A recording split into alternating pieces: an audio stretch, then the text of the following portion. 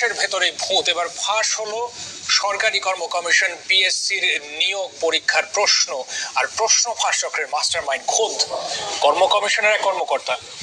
শুক্রবার রেলওয়ের 516টি পদের নিয়োগ পরীক্ষায় এই ঘটনাটি ঘটে। এক যুগেরও বেশি সময় ধরে বিসিএস সহ বিভিন্ন নিয়োগ পরীক্ষার প্রশ্ন ফাঁস করে আসছিল চক্রটি। চ্যানেল 24 এর দীর্ঘ অনুসন্ধানে মিলেছে এসব তথ্য।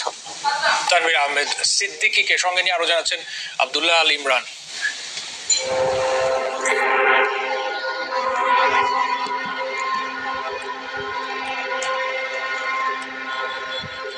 বিপিএসসির কোনো নিয়োগ পরীক্ষা এলেই এমন অনেক অভিযোগ আসতে শুরু করে। কয়েক বছর আগে থেকেই এসব অভিযোগের সূত্র মেলাতে কাজ শুরু করে টিম সার্চলাইট। খোঁজ মেলে এমন এক ব্যক্তির, যিনি এক সময় চক্রটির কার্যক্রম খুব কাছ থেকে দেখেছেন। আমি দেখছি যে রাজস্ব কর্মকর্তা পিএসসির আন্ডারে, সেটার উনি প্রশ্ন পায় এবং অনেককে পড়ায়, শেষ পর্যন্ত 5-6 জনের চাকরি হয়।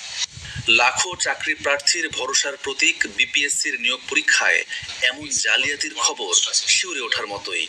উনি পিএসসির এই নন ক্যাডারগুলোই করতো। আগে বলতো আগে 4-5টা বিসিএস ক্যাডার বানাইছি, তারপর থেকে নন ক্যাডারের দিকে ঝুঁকে পড়ে, রাজস্ব, এটিও এইসব। তারপরে পিএসসির একটা কাজ করে সিনিয়র স্টাফ নার্স, এটার অনেকগুলো প্রায় 20-25টা চাকরি হয় ওনার মাধ্যমে। তবে চাক্ষুষ সাক্ষীর তথ্যগুলো মিলিয়ে দেখতে হবে। এজন্য বেছে নেওয়া হয় গত 5 জুলাই শুক্রবার রেলওয়ের উপসহকারী প্রকৌশলীর নিয়োগ পরীক্ষাটিকে। প্রস্তুতি শেষে ছদ্মবেশী প্রার্থীকে তুলে দেওয়া হয় চক্রের সদস্যদের হাতে। এবার অপেক্ষা। শুক্রবার সকাল 10টা থেকে 12টা পর্যন্ত যে প্রশ্নে পরীক্ষাটি অনুষ্ঠিত হয়, হোয়াটসঅ্যাপে সেটি আমাদের হাতে আসে অন্তত 1 ঘন্টা আগে। আর অজ্ঞাত স্থানে চুক্তিবদ্ধ শিক্ষার্থীদের তা পড়ানো হয় আগের রাতেই। ওনারা যে কোশ্চেনগুলো দিয়েছে, এখানে তো মনে করেন প্রায় 85 আমি অ্যান্সার করে দিয়ে আসছি। এমন অন্তত 15টি স্থানের খোঁজ পেয়েছে চ্যানেল 24, যেখানে 3 শতাধিক শিক্ষার্থীকে ফাঁস করা প্রশ্নের উত্তর পড়ানো হয়। চ্যানেল 24 এর প্রশ্নের মুখে স্বীকারোক্তি দিয়েছেন চক্রের মাস্টারমাইন্ড বিপিএসসির অফিস সহায়ক সাজিদুল ইসলাম। মোহাম্মদ আবু জাফর উপপরিচালক স্যারের মাধ্যমে 2 কোটি টাকার বিনিময়ে এই প্রশ্নপত্রটি ট্রাঙ্ক থেকে আমাকে বিক্রি সদস্য মহোদয়ের রুমের ট্রাঙ্ক থেকে সরবরাহ প্রদান করেন।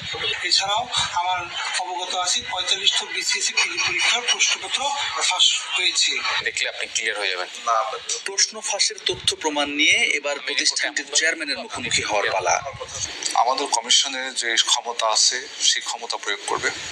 পরীক্ষা যদি মনে করেন যে প্রশ্নপত্র কখনো ফাঁস হয়, প্রুভ হয়, প্রমাণ হতে হবে।